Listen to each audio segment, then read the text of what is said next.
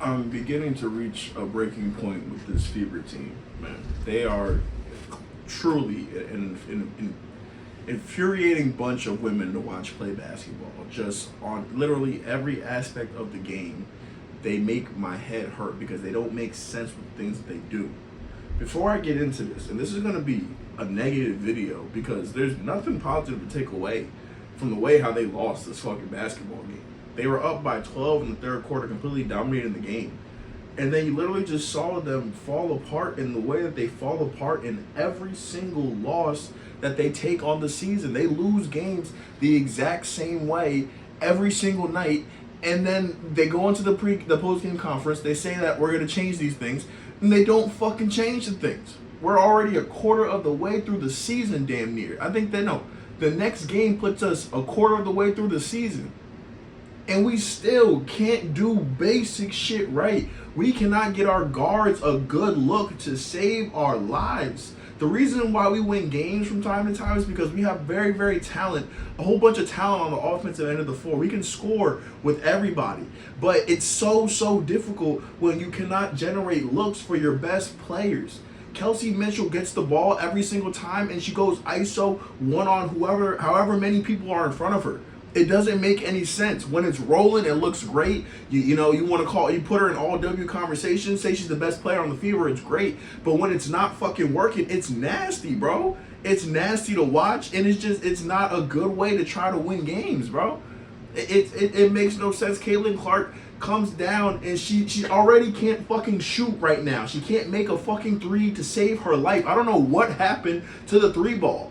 I don't know what happened to the three ball. Is this a back-related thing? Is this a groin-related thing? Like, what the fuck are we working on that? The thing that she could do all 4 years while she was in college, the thing that she could do her rookie year when she had Christy Sides her head coach, she gets a brand new, supposedly better head coach. Now she can't shoot for shit. She gets a new training coach. She has Steph Curry's training coach now. All of a sudden, she can't shoot for shit. I don't understand this fucking team, bro. I don't understand anything about this fucking team. At this point, with Caitlin Clark with the shooting shit, bro, she's got 10 games left with me, bro. She's got 10 games left with the shooting game. I'll give her 12 games. I'll give her to the halfway point of the season.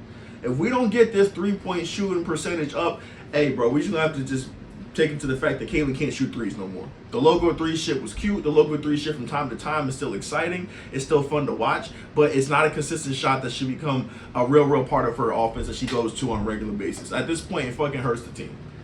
It hurts the team. When she comes down and she's trying to pull these step back logo threes when you're fucking going 2 for 6 from 3 every single night. It's like, yeah, listen, bro, it's cool for the fans. It's nice for selling jerseys. Shit is nice on Twitter and TikTok and shit. But listen, bro, when it comes down to winning basketball games, it's not helping nobody. It's not helping nobody. Kelsey Mitchell, at some point, my nigga, you gotta do more than just fucking shoot the basketball. I'm glad you actually did some rebounding tonight. You had 7 boards. Shout out to you. We need more of that. But the offense goes to hell whenever you touch the ball. If you're not making shots when the ball touches your hands, the possession is over. You're gonna hit a move. You're gonna try to get to your mid-range shot. You're either gonna make or miss a shot, and you're gonna do that shit time and time again. And like I said, when you're rolling, it's awesome. We'll take it every single day of the week. You won't hear a single complaint about me when you're actually out here making shots and being efficient like you were last game in Atlanta. It was exciting to watch. That third quarter, you're hitting shots. You came down, you pull a 3 off a fast break. Awesome, bro. We fucking love it. In a game like this, when the offense is stalled, we can't do basic shit like break a press like we're a fucking high school team. We can't do that. We don't have the players to do that for some reason. So for you to turn our offense to, hey, let's go in here, let's go ISO. Down the stretch of that game, the last 2 minutes of the game when they were just fucking completely pissed away the lead and they're just basically just burning clock at this point, the only person who took a shot down the stretch was Kelsey Mitchell. She went 1-on-1, 1-on-2, 1-on-4, 1-on-5. It didn't matter. She missed the fucking layups anyway. But so is everybody fucking else. Everybody else is also making layups, also missing layups. So just to go back to the main point here, one of my points here, we're unable to generate good offensive looks for our best players. Only person who gets consistent good looks is Aaliyah Boston. And when Aaliyah Boston is playing like she does today, she's 6 of 15, missing fucking layups. So apparently she left the game with a leg injury, came back. I'm not sure what the diagnosis is there. If she's injured, you know what I'm saying? Get healthy. If you're not injured, what the fuck, yo? We gotta make these layups, bro. We missing wide open layups. biggest person on the court missing layups. I got high expectations for Aaliyah Boston. I think that she's a very, very talented player. I think she's one of the best bigs that the W has to offer. But when she's not locked in, when she's not actually out here just playing ball, she does shit like this, and I'm tired of looking at it.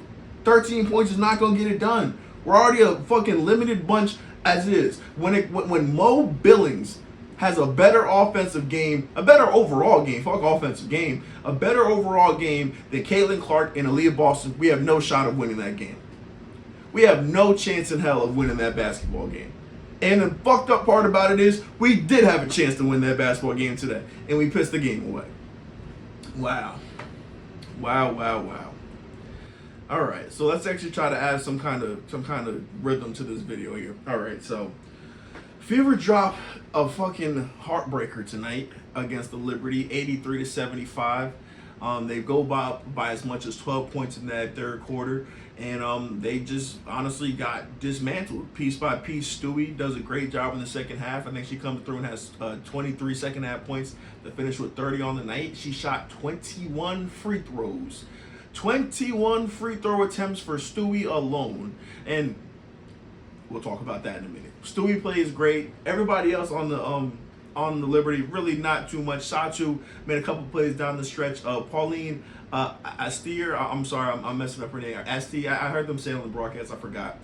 She played great down the stretch, did a great job of getting Caitlin Clark in foul trouble, and then once Caitlin Clark was in foul trouble, she just did a great job of keeping the pressure on her, keep putting that pressure on her to the fact where at this point Caitlin can't play defense, because Caitlin knows that if she goes off the court, then this team is going to lose because we don't have any offense when she's not on the court. So listen, shout out to the Liberty. They looked really bad in the first half, I'm not gonna lie. They looked really bad really for the first 2.5 quarters. They looked really, really bad. They had no rhythm. They had no flow. I believe they hit 2 3-pointers the whole night. It was just a bad offensive game for them overall. But through the power of Stewie and through the power of them, just never giving up, they came through and they're able to get a big dub. I think that's their 4th in a row, bringing them to 7-4 on the season. So shout out to them, even though Sabrina Ionescu's only been able to play 1 game so far this season. They're still 7-4, up there when it comes to the up there with the standings and everything. So shout out to the Liberty. Fantastic. 100 bars time for the Indiana fucking Fever, man. 100 bars time, bro. Oh, all right, so we've already talked about this team's inability to be able to generate a good offensive look for their guards. That is a big, big problem. The fact that Caitlin cannot get an easy look, even when she gets an easy look, it's not like she's gonna fucking make it anyway because she can't shoot. But the fact that Caitlin's Kelsey's only offense is to go hezzy tween, and that even when we get an opportunity to get a wide open layup like this, we waste opportunities like this. And just when you look at the margins of the game, this team is very, very talented. This team has the ability to do a lot of great things on the court, but until they get it fucking squared away up here, this team is going fucking nowhere. They're going fucking nowhere extremely fucking fast. Tonight, I made a tweet that said that tonight was the first game that Mo Billings did a great job about playing hard and playing smart. We could be in for something special. That continued through the entire game. Mo Billings came out, 15 points, 8 rebounds, had an assist, gave us a block, only had 1 turnover, shot 85% from the field. When you play smart and you play hard, that's the results that you come up with. Unfortunately, when we get that from our 7th best player on the roster, it doesn't really hit the way it's supposed to hit. And the worst part about it is that this game started off very, very positive. The Fever, while they were doing a very bad job of making shots in the first half, they were playing very, very solid defense. Caitlin, everybody still follows the game plan of we're gonna ISO Caitlin to hell, and we'll take our chances with her. In the first half, it wasn't working out for them, and even the broadcast was giving Caitlin credit, saying that she was doing a great job of being in the right place. Playing, walling up, playing good, solid defense without fouling. It was marvelous. It was great. But the issue here is that while Stephanie White is watching the game and she understands that this is going to be everybody's game plan, not just the Liberty. The Liberty didn't, discover something, groundbreaking tonight.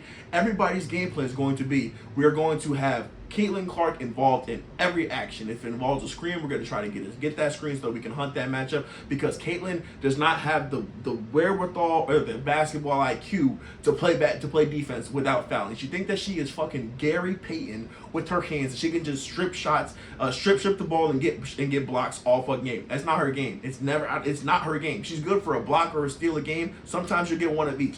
But on a consistent basis, these are just dumbass fouls.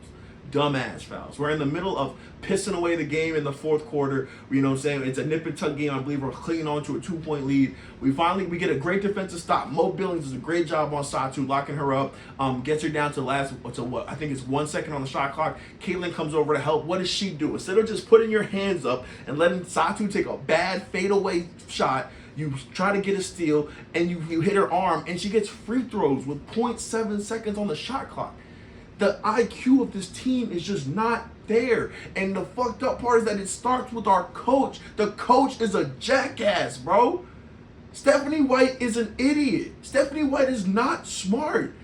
She's not smart. I don't know what the fuck she does in practice. I don't know why she goes into these interviews acting like she's just that motherfucking nigga. Like she could just go out there and she's mastered the game of basketball. Like, no.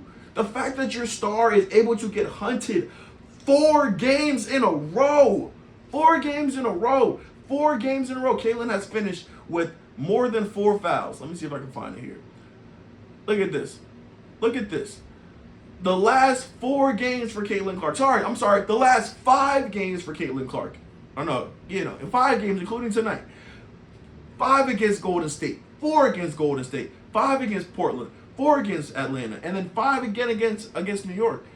I understand that Caitlin's not a great defender. Everybody understands that. But at some point, it is Coach White's responsibility to the team. Coach White's responsibility, if not to Caitlin, to the other players on the fucking court, to not let this girl just get fucking killed every single game. Send a double. Give her some help. Make sure that she's switching off ball so that they can't even put her in these actions. Even if it puts you in a disadvantage somewhere else, you will take your chances over the fact that teams are able to put your fucking star player into foul trouble every single game. Every single game. And it's even more frustrating because not even Caitlin has the smarts to be like, yo, I need to stop fucking fouling. I need to stop fouling. Caitlin gets a lot of ticky-tack fouls. She gets a lot of fouls where she just gets for smacking people on the arm and all this other shit. But, yo, a lot of the time, Caitlin is just fucking undisciplined with her hands. Doing too much. Doing too much. And it burns her time and time again, but she doesn't fucking learn from it. And it hurts the team. Because when she comes out the floor, then the rest of that third quarter happens. And then Steph White doesn't know how to fucking handle rotations. So then Caitlin, even though she has foul trouble, Caitlin can't get put on the court at a reasonable time to be able to stop the bleeding when we can't bring the ball up the court to fucking get the ball up the court to fucking set up offense off a fucking trap. It's just ridiculous, man. It's honestly ridiculous. It's honestly ridiculous. If the team is going to play like this, if the team is going to play with this kind of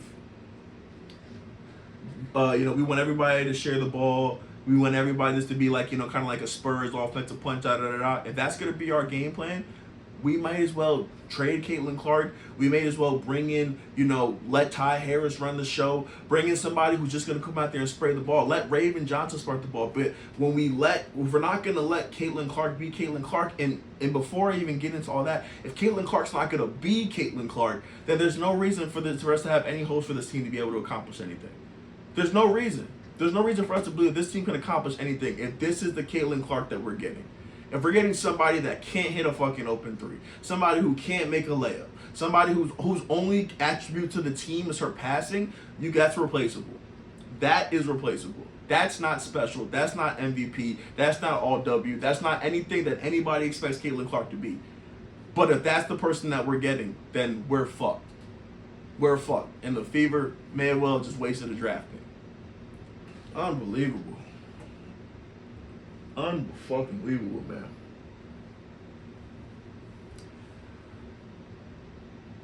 I'm not off Caitlin, though. I'm not off the train.